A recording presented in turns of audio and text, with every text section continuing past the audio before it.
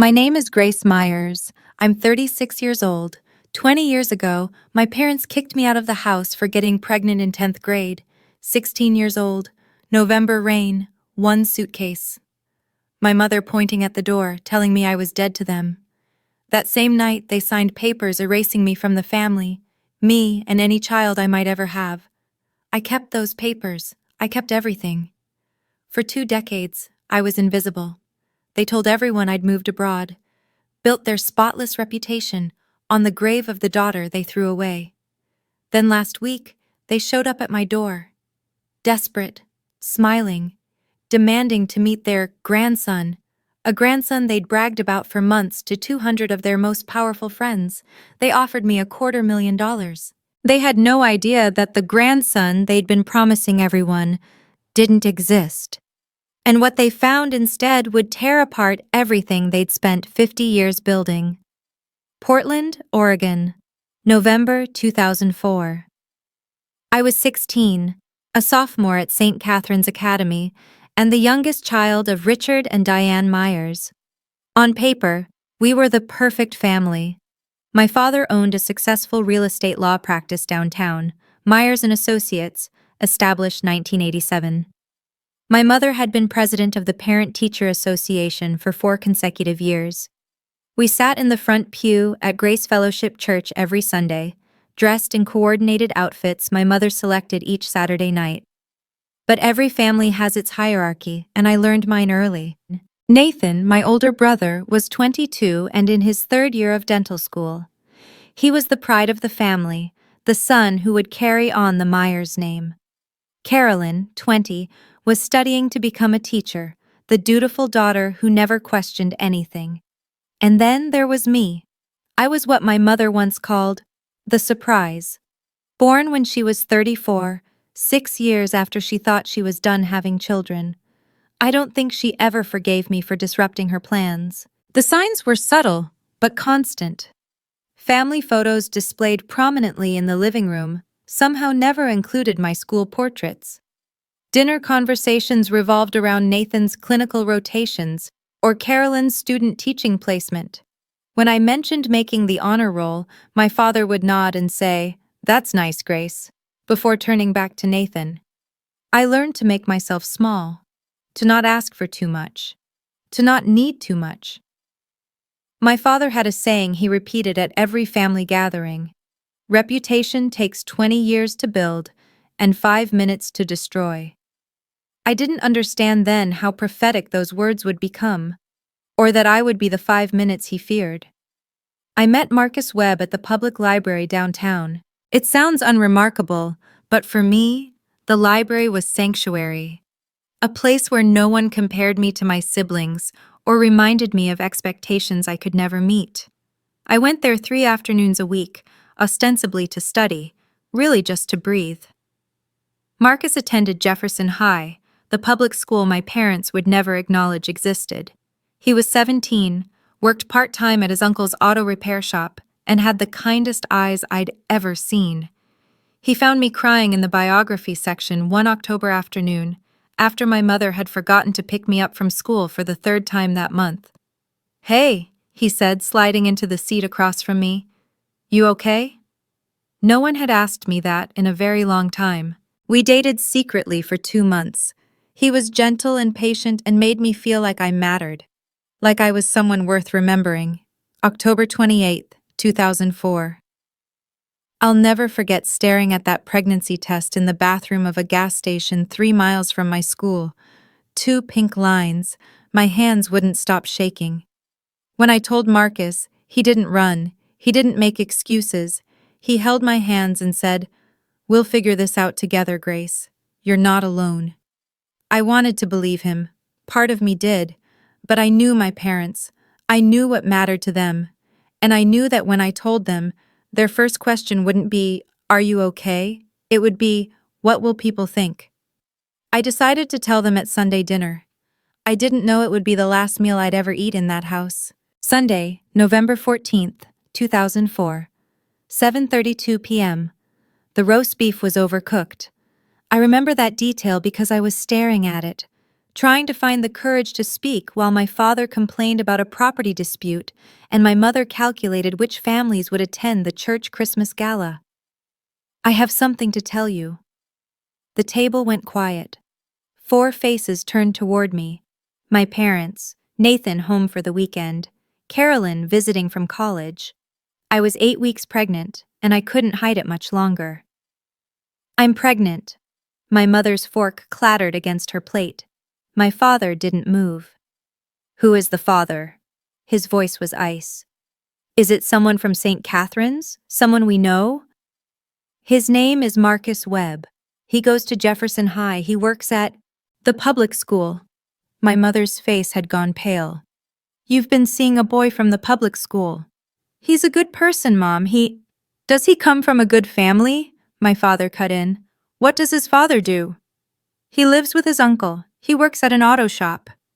The silence that followed lasted exactly 11 seconds. I counted. Then my father stood. You will not keep it. Richard, my mother started. She will not destroy everything we've built. He looked at me like I was a stranger, like I was something that needed to be removed. If you keep that baby, you are no longer part of this family. By 9:15 p.m., I was standing on the front porch with one suitcase, rain soaking through my sweater. My mother had opened the door and pointed outside. Not my father. My mother. Nathan and Carolyn watched from the upstairs window. Neither of them came down. I called Marcus from a payphone at the gas station on Mulberry Street. My hands were shaking so badly I could barely dial. He picked up on the second ring. Grace, what's wrong? They kicked me out. 20 minutes later, his uncle's truck pulled up to the gas station. Marcus jumped out before it fully stopped, wrapped me in his jacket, and held me while I sobbed against his chest. I've got you, he said. I've got you. We didn't have a plan. We had $300 between us, a truck with questionable brakes, and nowhere to go. That's when Margaret Torres saved my life. She was our neighbor, 3 houses down from the Myers residence, 62 years old, retired schoolteacher, the only person on our street who didn't treat my father like he owned the neighborhood. She'd seen me standing in the rain from her window. She'd watched long enough to understand. You can stay with me, she said when I knocked on her door at nearly 10 o'clock at night. As long as you need. 2 weeks. That's how long we stayed in Mrs. Torres's guest room before Marcus found us a studio apartment in Seattle, $425 a month, above a laundromat that smelled like bleach and secondhand hope. My parents had their lawyer draw up papers the night they threw me out. I know because my father mailed me a copy 3 days later. Certified mail, signature required, like I was a business transaction. The document stated that Grace Elizabeth Myers forfeited all inheritance rights, and the Myers family bore no legal or moral obligation to her or any child born to her. I kept that paper. I've kept it for 20 years. Lily Grace Myers Webb was born on July 6, 2005, at Harborview Medical Center in Seattle. 7 pounds, 4 ounces, 10 fingers, 10 toes. Her father's brown eyes and my stubborn chin.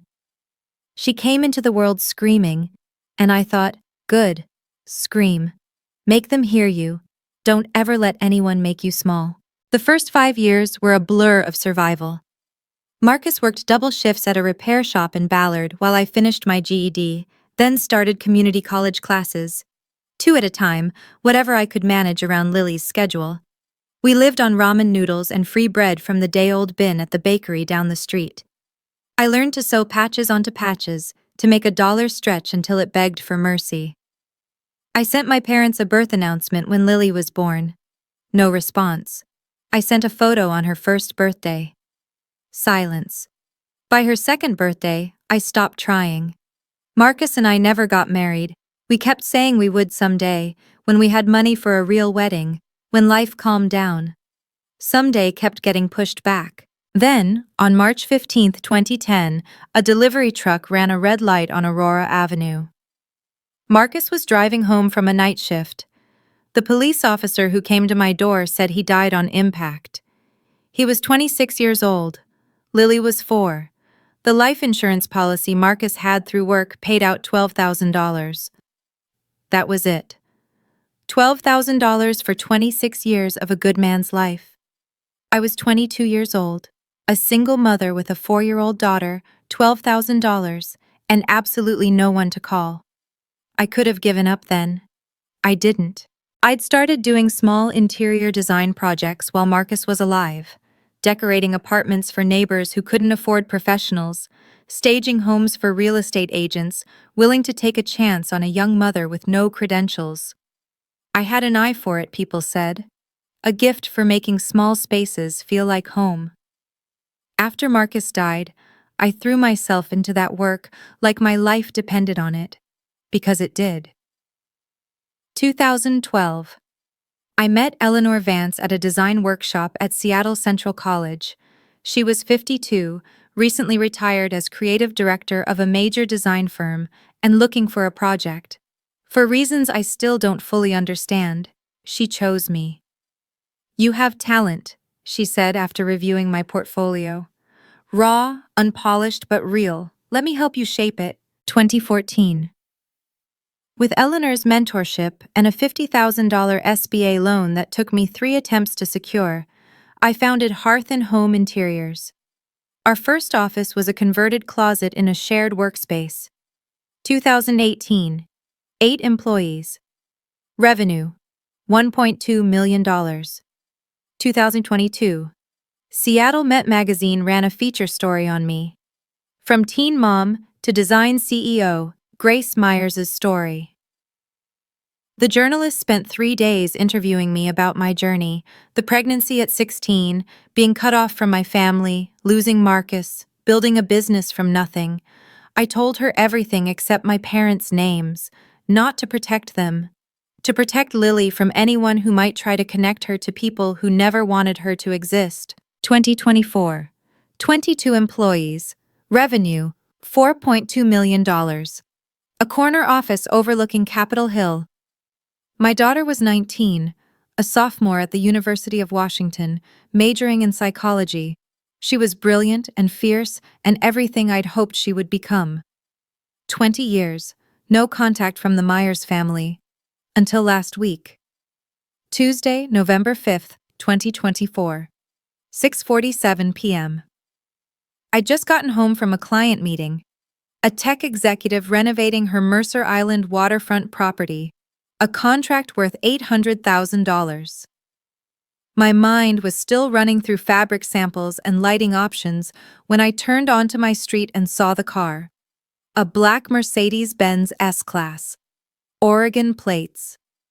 My heart stopped. I parked in my driveway and sat there for a full minute, gripping the steering wheel, watching 2 figures standing at my front door. The man had gray hair now, stooped shoulders. The woman still held herself with that rigid posture I remembered, that constant vigilance against anything that might disturb her carefully constructed world. Richard and Diane Myers. My parents. I hadn't seen them in 20 years. I considered driving away, going to a hotel, calling Lily, pretending this wasn't happening. But I was 36 years old. I owned a company. I had built a life without them. I would not run. I got out of my car and walked toward them. My father spoke first. "Grace, you look..." He paused, scanning me, my designer coat, my leather bag, my house. "Well, what are you doing here?" My mother stepped forward. Her face had more lines now, her hair a careful shade of ash blonde that didn't quite match her age. "We know about your son, Grace. We know you have a son." I stared at her. "We'd like to meet him," my father added. "We'd like to reconnect, as a family." The absurdity of it nearly made me laugh. 20 years of silence. 20 years of pretending I didn't exist. And now, they were standing on my porch, asking to meet a grandson they'd never bothered to know. A grandson who didn't exist. I let them into my house. I still don't know why. Maybe I needed to hear what 20 years of silence had led to. My father sat in my living room like he was evaluating a property for purchase, assessing the hardwood floors, The custom built-in shelves, the original artwork on the walls. My mother perched on the edge of my sofa, hands folded, spine straight. "Your anniversary," I said. "That's why you're here." 50 years. My father almost smiled. November 15th. We're hosting a celebration at the Heathman Hotel. 200 guests. The mayor will be there, Pastor Harrison, the Rotary Club board. What does that have to do with me? My mother exchanged a glance with my father. There have been questions, Grace, about you, about what happened 20 years ago. People talk, my father added. Some people remember that we had a third child. They've asked where you are, what happened to you. We've always said you moved away, went abroad, but lately, questions have become more persistent. So you need me to make an appearance. Show everyone that the Myers family is whole and happy. We need your son. My mother's voice was firm. We've told people about him, about our grandson. He should be there, representing the next generation of the Myers family. The room went very still. Who told you I have a son? We read that article. My father waved his hand dismissively. The magazine piece. It mentioned your child, your successful business. You've done better than we expected, better than we expected. As if I'd been graded, as if my entire life was a test I might have failed. And if I refuse? My father's jaw tightened. Let's not make this difficult, Grace. My father reached into his leather briefcase and withdrew a blank check. The sight of it made my stomach turn. We're prepared to compensate you, he said, placing it on my coffee table. $250,000. You bring your son to the party, stay for 3 hours, take some family photos. Then you can return to your life. I looked at the check, then at my mother, who was nodding as if this were the most reasonable proposition in the world. $250,000, I repeated. Is that what 20 years of silence costs? We're also prepared to reinstate you in the family trust. My mother leaned forward, her voice dropping to a conspiratorial whisper. The combined estate is valued at $3.8 million. You would have an equal share with Nathan and Carolyn. I thought about that studio apartment above the laundromat. The nights I'd worked double shifts while Lily slept in a playpen behind the counter of a coffee shop because I couldn't afford childcare.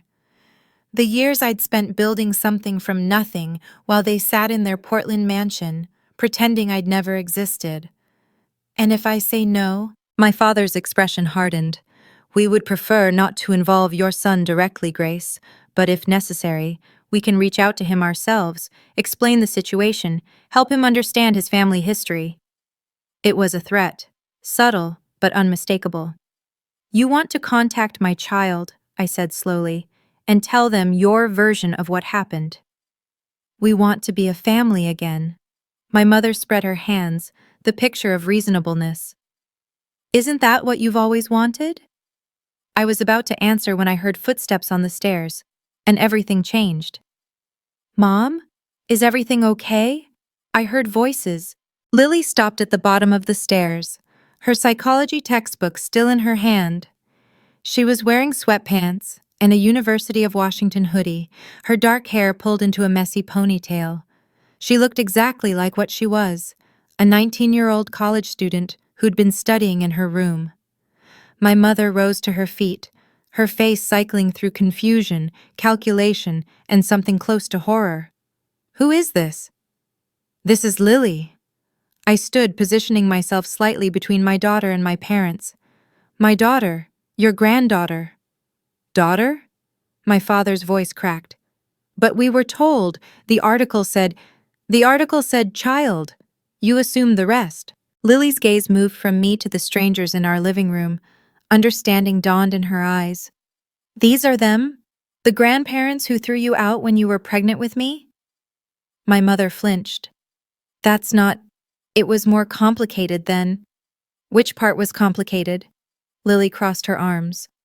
The part where you kicked a 16-year-old out in the rain? Or the part where you spent 20 years pretending she didn't exist? Young lady, my father started. I'm not your young lady. I'm the grandchild you never wanted to meet, the one you tried to make disappear. Lily's voice was steady, but I could see her hands trembling. I know everything. Mom never hid it from me. I know about the letter. I know about the inheritance papers. I know you told your friends she went abroad. My parents sat in stunned silence. Lily looked at me. They came here for a grandson, didn't they? Someone they could show off. Yes. She turned back to them with a cold smile. Surprise. My father recovered faster than my mother. I watched him recalibrate, the lawyer in him assessing this new variable. A granddaughter, he said carefully. That works. We can adjust the narrative. Lily can come to the party as what? Lily cut in. The secret granddaughter you've been hiding for 19 years? The daughter of the teen mom you threw away? We could say you were studying abroad. My mother's voice was pleading now. Recently returned. A surprise reunion. I was born in Seattle. I've never left the country. I'm a sophomore at UW. Lily laughed, but there was no humor in it. Do you even hear yourselves? You want me to lie to 200 people about my entire existence? The party is November 15th. My father checked his watch, as if time was the only variable that mattered. 10 days from now. We need an answer by the 10th. I stood. I think you should leave. Grace, I'll consider what you've said, but not tonight. Not with Lily here. My mother rose, gathering her handbag.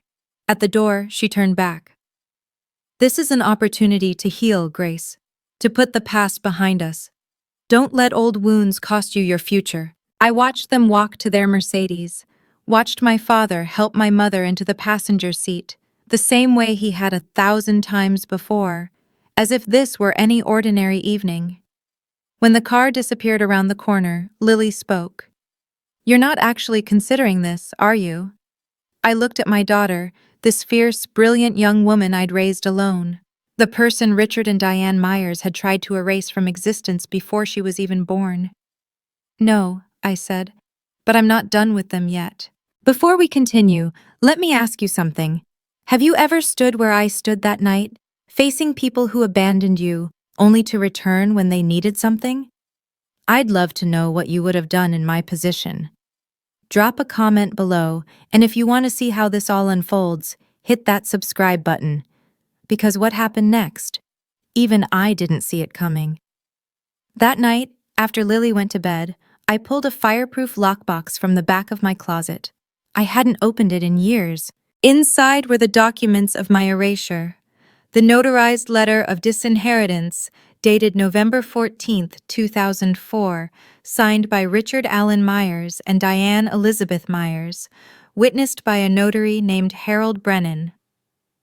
I remembered the day my father mailed it to me, certified mail, requiring my signature, as if he wanted to make sure I knew exactly how thorough he'd been. The document was 3 pages, legal language designed to be airtight, ensuring that Grace Elizabeth Myers hereby forfeits all claims to the Myers family estate, and that the family bears no legal or moral obligation to the aforementioned party or any dependents thereof. Any dependents thereof. Lily, reduced to 3 words in a legal document, erased before she took her first breath. I photographed each page with my phone, uploaded them to my cloud storage, made backup copies. Mom? I looked up. Lily was standing in my doorway, arms wrapped around herself. I couldn't sleep either. She sat beside me on the bed, looking at the documents spread across my comforter. Is that the letter? Yes. She picked up the first page, reading slowly. When she finished, her eyes were bright with tears she refused to let fall. They really did it, she whispered. They really just cut you out, like you were nothing. They did. What are you going to do with these? I looked at my daughter, at the evidence of 20 years of calculated cruelty laid out before us. I don't know yet, I admitted, but whatever I do, they won't be able to pretend anymore. Lily nodded slowly. I might have an idea. The next morning, I made a call I hadn't made in over a year. Margaret Torres answered on the 3rd ring. Grace, Is that you, sweetheart? Mrs. Torres, I smiled despite everything. I hope I'm not calling too early. At my age, early is relative. What's wrong? You sound like you've got weight on your shoulders.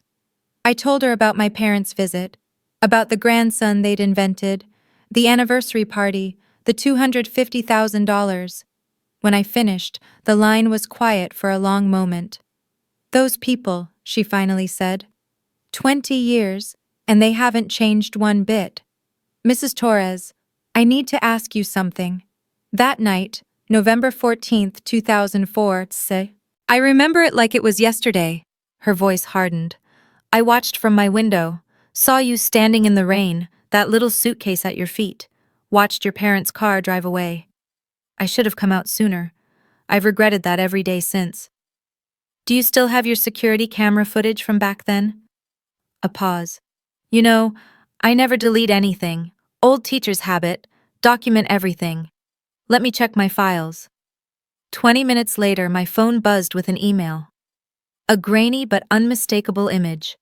A 16-year-old girl standing on a porch in the rain, 9:17 p.m., November 14th, 2004. The timestamp was visible in the corner. The address, my parents' house, was partially visible in the frame. That's you, Mrs. Torres said when I called her back. That's the night they threw you away. Would you be willing to verify this? Officially, if needed?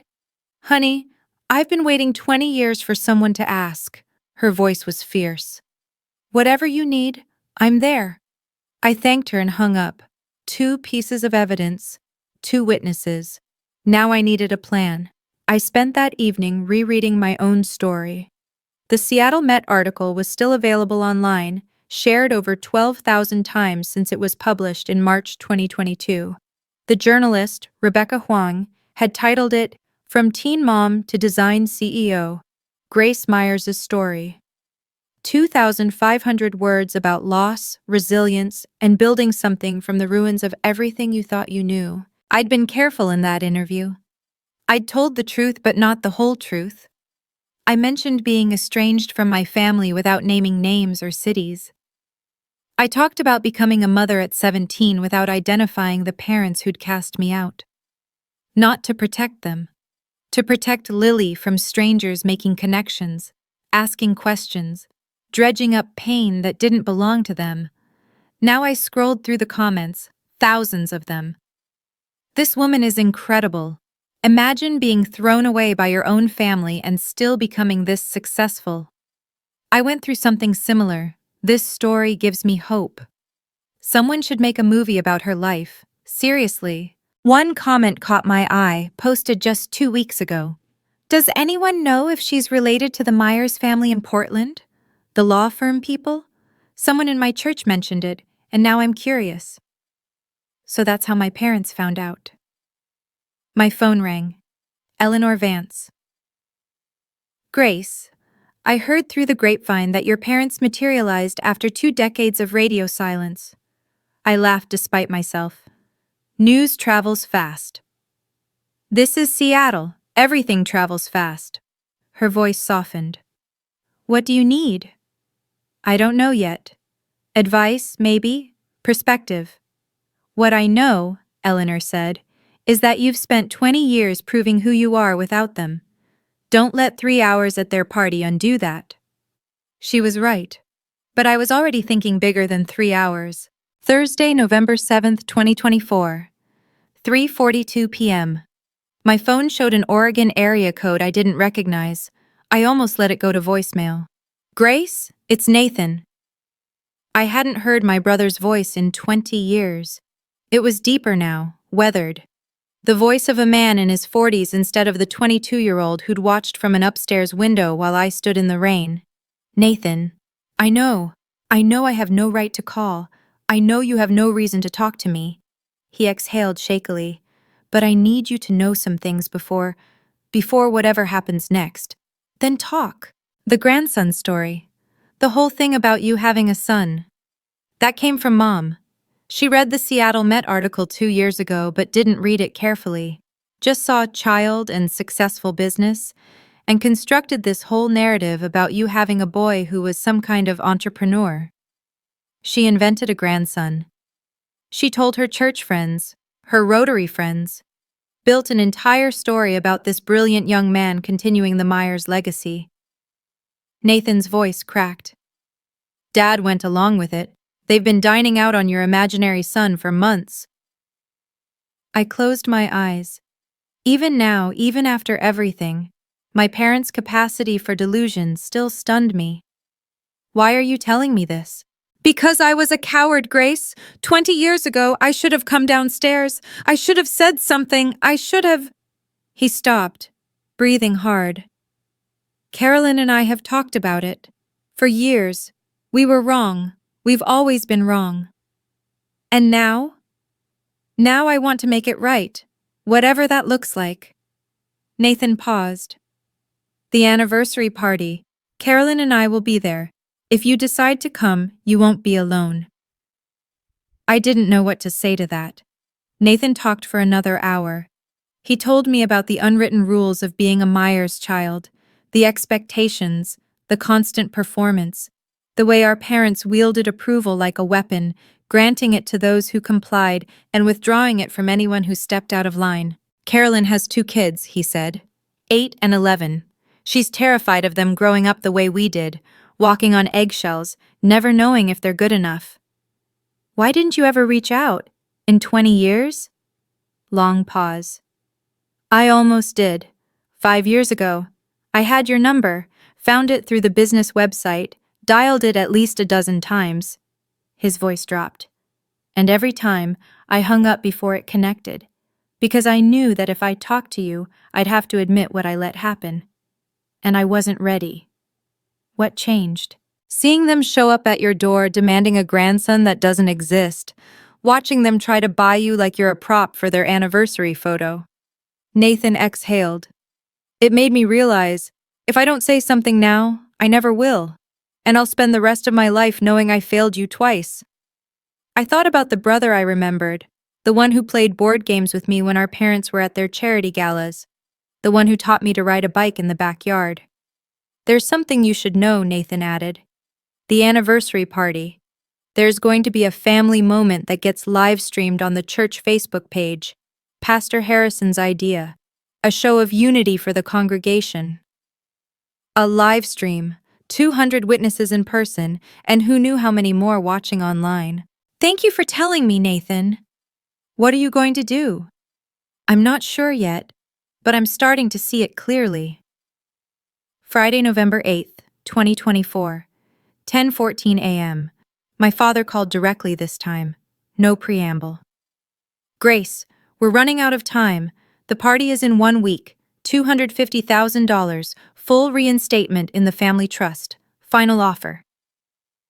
I've been talking to Nathan. Silence. He told me about the grandson story you've been telling people. The one you made up based on an article you didn't bother to read carefully. That's not... We may have embellished slightly. You invented an entire person. You've been telling your friends about your successful grandson for months. A grandson that doesn't exist. Grace. My father's voice hardened. I don't appreciate your tone. After everything we're offering. What exactly are you offering? Money to make me perform for your friends? A spot in a trust you used to erase me? I kept my voice calm, steady. You're not offering me anything. You're trying to buy your way out of a lie you created. You have no right to judge us. Now he was angry. You're the one who destroyed this family. You're the one who brought shame. I was 16 years old. I was pregnant and scared, and I needed my parents. My grip tightened on the phone. And you threw me out like garbage and spent 20 years pretending I died. If you don't come to this party, Grace, you will never have another opportunity to be part of this family. You said that 20 years ago. And you know what? I built a better life without you than I ever would have had with you. We'll see about that. He hung up. I sat in my office, heart pounding, mind racing. 1 week, 200 guests, 1 live stream. It was time to stop letting them control the narrative. That evening, I sat at my dining table with Lily and Eleanor. They want a performance, Eleanor said, swirling her wine. They want you to show up, smile for the cameras, validate 20 years of lies. They want to use you, Lily added, the same way they've always used you, as something to manage, not someone to love. I looked at both of them, my mentor, my daughter, the family I'd built for myself. I'm going to that party. Lily's head snapped up. Mom! Not to give them what they want, to give myself what I need. I pulled out my phone, showing them the photos of the disinheritance letter, Mrs. Torres's security footage, the Seattle Met article. They've spent 20 years controlling my story, telling people I went abroad, inventing a grandson, making me disappear. And you want to undisappear, Eleanor said slowly. I want to tell the truth, in front of everyone who matters to them, on their stage, at their party, during their precious live stream. I took a breath. Not to humiliate them, but to stop letting them pretend I don't exist. I'm coming with you, Lily's voice was firm. They need to see who I really am, not their imaginary grandson, me. I reached for her hand. Are you sure this could be? I've spent my whole life knowing that my grandparents chose their reputation over my existence, I'm sure. I called Nathan that night. Your offer to stand with me, does it still hold? Carolyn and I talked. We're ready. Then I need you to do something. Don't warn Mom and Dad. Don't tell them I'm coming. Can you do that? Yes. Good. I looked out at the Seattle skyline, at the life I'd built from nothing. Because in 1 week, we're going to show them what family actually means. Saturday, November 15th, 2024, 6:47 p.m. The Crystal Ballroom at the Heathman Hotel was everything my parents would have chosen. Chandeliers dripping crystal, white tablecloths starched to precision, flower arrangements that probably cost more than my first month's rent in Seattle. 200 guests in formal attire, clutching champagne flutes, making small talk about golf handicaps and investment portfolios. I stood in the entrance with Lily beside me. She wore a navy blue dress, simple and elegant. I'd chosen black, professional, understated, impossible to ignore. You okay? She whispered. I'm about to crash my parents' 50th anniversary party to tell 200 people they've been lying for 20 years. I squeezed her hand. I'm terrified. That's not what I asked. I looked at her, this incredible young woman who'd grown up knowing her grandparents had tried to erase her, who'd built her own strength from that knowledge, instead of letting it break her. Yeah, I said. I'm okay. We walked in. The room was arranged around a raised platform at the far end, where my parents would give their speeches. A camera crew was setting up, the live stream for Grace Fellowship Church. I could see the Facebook Live indicator already blinking. And there they were. Richard and Diane Myers, standing on that stage, surrounded by well-wishers. My mother in champagne-colored silk. My father in a tailored navy suit. Both of them glowing with the confidence of people who believed they'd won. They hadn't noticed us yet. The room was too crowded, the attention too focused on them, but heads were starting to turn. Someone near the door whispered, "Is that?" Someone else. "The daughter from the article." The whispers spread like ripples in water. And then my mother looked up. My father had just begun his speech. 50 years of marriage has taught me that family is everything. Diane and I have built our lives around that principle, our children, our community, our faith. His voice carried across the ballroom, amplified by the microphone, captured by the live stream camera. 200 faces watched adoringly. On the small monitor near the stage, I could see the Facebook Live comment section scrolling. Beautiful couple. God bless the Myers family. What an inspiration. My mother saw me first. Her champagne smile froze. I watched her hand tighten on my father's arm. He followed her gaze, stopped mid-sentence. The room began to notice. Heads turning, whispers building. Someone near the back said, loud enough to carry, "That's her. From the magazine, the design CEO." Someone else, "That's Richard's daughter?" I thought she was in Europe. My father recovered first. As I was saying, family has always... I started walking toward the stage. The crowd parted. Not dramatically, this wasn't a movie, but people stepped aside, sensing something was about to happen. Lily walked beside me, her chin high, her steps steady. Nathan appeared at the edge of the crowd. Carolyn beside him. They didn't try to stop me, they just watched. Grace! My father's voice came through the speakers, strained now. What a surprise! We weren't expecting. I climbed the 3 steps to the platform. The live stream camera tracked my movement. I could feel 200 pairs of eyes on me, plus however many were watching online. Hello, Dad? I took the microphone from his hand before he could react. Hello, everyone. My name is Grace Myers. For those of you who don't know me, and many of you don't, I'm Richard and Diane's youngest daughter. I paused. The one they told you went to Europe 20 years ago. The silence in that ballroom was absolute. I didn't go to Europe, I continued. On November 14th, 2004, 20 years ago tomorrow, my parents discovered I was pregnant at 16. That same night, they threw me out of their house. They had their lawyer draft papers disowning me. They told me I was dead to them. Someone gasped. The live stream comments were exploding. I could see them scrolling faster than anyone could read. They told everyone I'd gone abroad. For 20 years they pretended I didn't exist. I reached into my bag and pulled out the notarized letter. This is the document my father mailed me 3 days after throwing me out. It states that I forfeit all inheritance rights, and that the Myers family has no obligation to me or, I quote, any dependents thereof. I held it up to the camera, close enough to read. Those dependents? That's my daughter Lily. I gestured to where she stood at the edge of the stage. Your granddaughter, who you've never met. The grandson you've been telling your friends about for months doesn't exist. You invented him based on a magazine article you didn't read carefully. My father grabbed for the microphone. Grace, this isn't the place. When is the place, Dad? I held the mic out of his reach. When is the right time to tell the truth?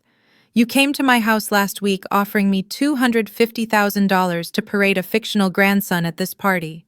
$250,000 to make your lie look real.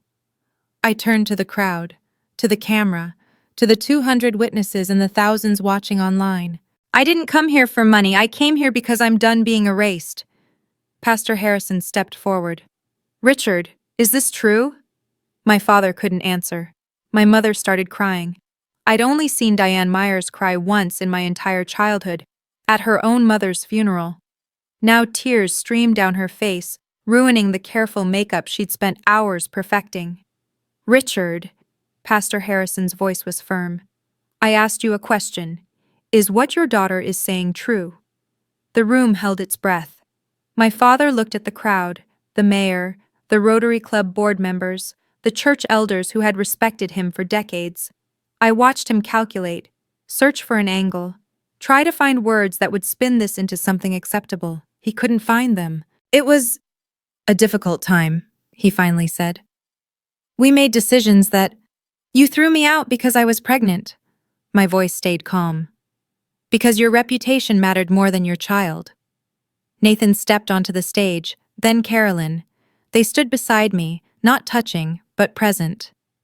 She's telling the truth, Nathan said, his voice carrying through the room. Carolyn and I were there that night. We watched from the window while our parents put our 16-year-old sister out in the rain. We never said anything. That was our failure. The whispers became a roar. I could see people pulling out phones, texting, recording. The mayor, Harold Simmons, was already moving toward the exit. Mrs. Torres, I said, pointing to a gray-haired woman in the back row who had flown in from Portland that morning. Our neighbor from 20 years ago. She saw everything. She has photos, timestamps. Maggie Torres stood, her chin lifted. I watched that child stand in the rain for 10 minutes before she walked away. I gave her a place to sleep. The Myers family never once asked where she went. The livestream comments exploded. This is insane. Those poor girls. Someone call the news. Can you imagine standing where my parents stood in that moment?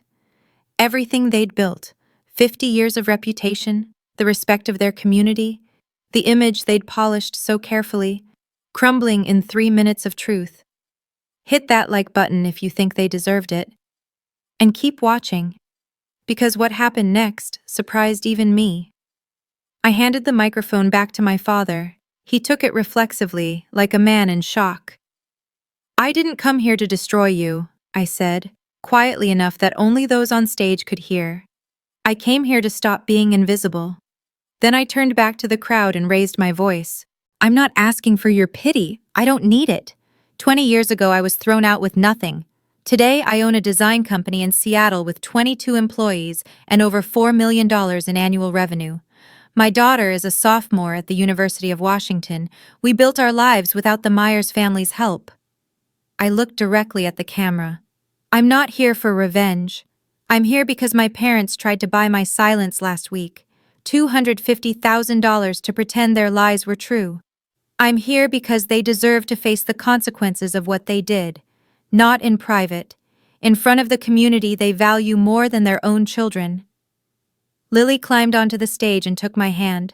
"I'm Lily," she said into the microphone, "the granddaughter they never wanted. I'm 19 years old. I've known my whole life that my grandparents chose their reputation over my mother, and by extension, over me." She looked at Richard and Diane. "You could have known me. You could have watched me grow up. You could have been at my birthday parties, my school plays, my high school graduation." Her voice cracked. "You chose not to, and now you don't get to pretend that was ever our fault." Lily handed back the microphone and walked off the stage. I followed her. Behind us, the crystal ballroom erupted into chaos. At the ballroom door, I turned back one last time. "One more thing." My voice cut through the chaos. "I'm not going to sue you. I'm not going to contest the will or demand money. The disinheritance papers you signed 20 years ago, I'm keeping them, as a reminder of who you really are, not as a weapon." Richard looked up, something like confusion crossing his face. He'd expected a battle, a lawsuit, demands. "But understand this. If you ever spread lies about me or my daughter again, if you ever try to contact Lily without her consent, or spin some new story about us for your friends, I will make every document I have public. I have the disinheritance letter. I have time-stamped photos. I have witnesses." I nodded toward Mrs. Torres. "And now I have 200 witnesses to this conversation." Eleanor Vance appeared at my elbow. "Ready?" "Yes." As we walked through the doors, I heard Pastor Harrison's voice. "Richard, Diane, I think we need to talk. Privately. Tonight." Lily squeezed my hand as we stepped into the November evening. The air was cold and clean, and for the first time in 20 years, I felt like I could breathe. "Mom," her voice was small, "did we do the right thing?" I thought about 16-year-old Grace, standing in the rain with a suitcase and a baby she hadn't planned for. I thought about all the years of building, surviving, fighting to become someone worth being. "We told the truth," I said. "We set a boundary. We let them face the consequences of their own choices." I pulled her into a hug. "That's not revenge. That's justice." "What happens now?" I looked up at the night sky. "Now we go home." The fallout began within hours. By midnight, the livestream clip had been shared 847 times. By morning, that number had tripled. Someone had titled it, "Woman Exposes Parents' 20-Year Lie at Their Anniversary Party," and uploaded it to YouTube, where it accumulated 40,000 views in the first 24 hours. 47 guests left the party within 30 minutes of my departure. I learned this from Nathan, who called me Sunday morning with a full report. Mayor Simmons walked out without saying goodbye to Dad. Mrs. Patterson from the church board followed him. The Hendersons, you remember them, they own the chain of auto dealerships. They actually apologized to me on their way out. Apologized? For never asking where you were. For just accepting the story. Sunday afternoon, a short item appeared in the Portland Herald. Local attorney's anniversary gala ends in family revelation. The article was carefully neutral, but the comments section was not. I went to church with these people. I had no idea. Richard Myers drew up my will. What kind of man throws out his own child? Anyone who watched that live stream will never see that family the same way. By Monday, Richard had resigned his position as elder at Grace Fellowship Church. For personal reasons, the church bulletin stated. But everyone knew. By Wednesday, the Rotary Club board announced they would be reviewing membership criteria at their next meeting. Richard's name was specifically mentioned. And through it all, I was in Seattle, answering emails from potential clients. 7 new inquiries came in that week. People who'd seen the Seattle Met article 2 years ago and had just connected it to the viral video. Some fallouts destroy. Others clarify. Mine did both. The following Thursday, a reporter from Seattle Met called. Rebecca Huang, the same journalist who'd written my profile 2 years earlier. Grace, I don't know if you've seen, but your video is everywhere.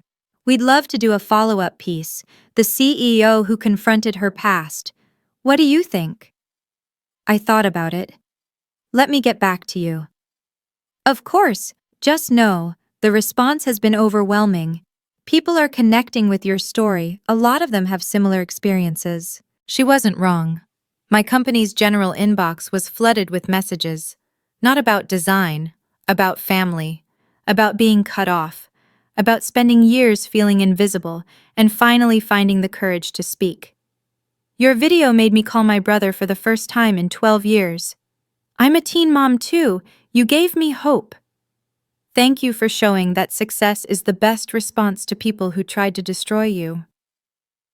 Saturday, I flew to Seattle for Nathan and Carolyn's first visit to my home in 20 years. We sat in my living room, the same room where our parents had tried to buy my silence 2 weeks earlier, and talked for 6 hours. Nathan told me about the years of guilt. Carolyn cried when she met Lily for the first time. Their children, my niece and nephew, ages 8 and 11, played in my backyard while the adults tried to rebuild something from the wreckage. I'm sorry, Nathan said. I know it's not enough. I know sorry doesn't cover 20 years. No, I agreed. It doesn't, but it's a start. Lily watched from the doorway, this young woman who'd grown up without extended family, finally seeing what it might look like to have one. Imperfect, complicated, but real. 1 week after the party, my phone rang with an Oregon number. My mother. Grace? Her voice was hoarse, smaller than I'd ever heard it. I'm not calling to apologize. I don't know how to apologize for what we did. Then why are you calling? Long silence. I watched the video. The live stream. I've watched it 11 times. Another pause. I keep looking at your face when you're talking, trying to see my daughter, the one I put out in the rain. I said nothing. Your father is... She trailed off. He's not doing well. The church, the Rotary, his colleagues. Everyone is looking at him differently now. He doesn't know how to handle it. I didn't do this to punish him, or you. I know that now. Her voice cracked. You did it because you had to stop pretending. You did it because we gave you no other choice. Why did you call, Mom? The longest silence yet. Because I wanted to hear your voice.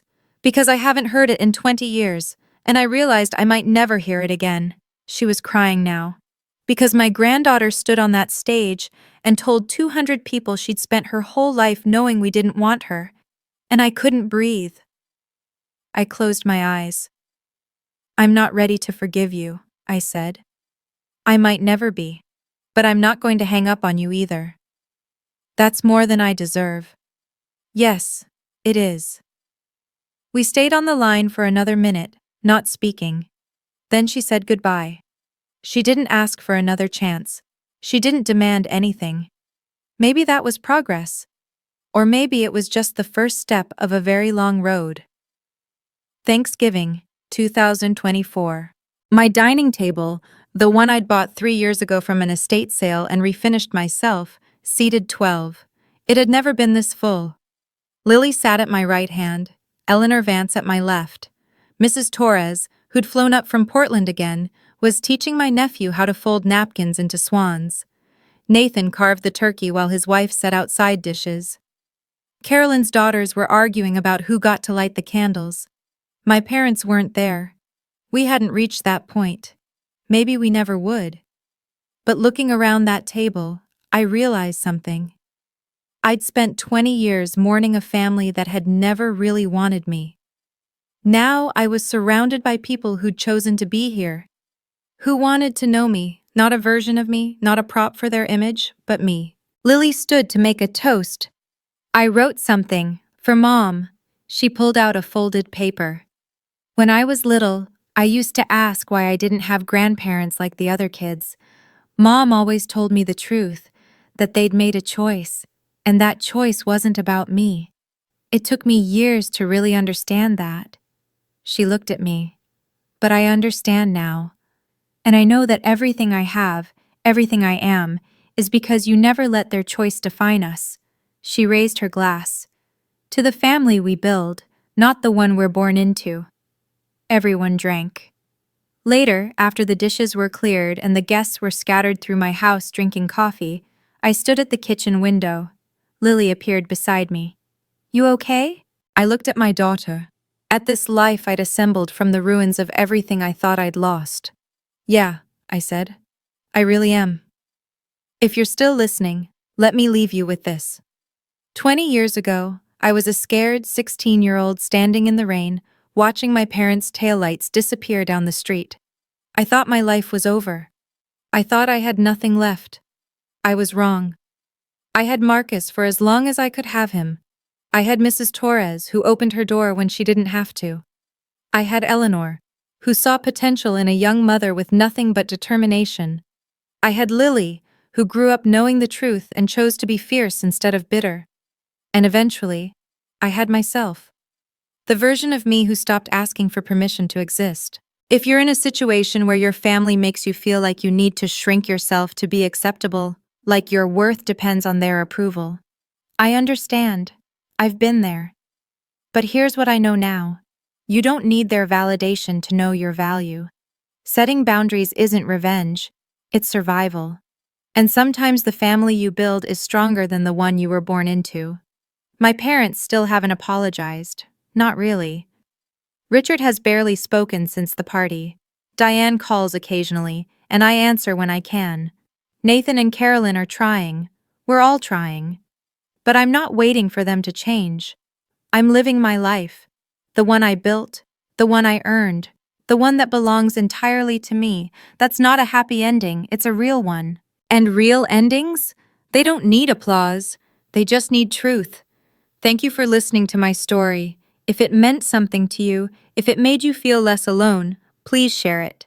Like, subscribe, and check the description for more stories like this one. Because everyone deserves to be seen, even the ones they tried to make invisible.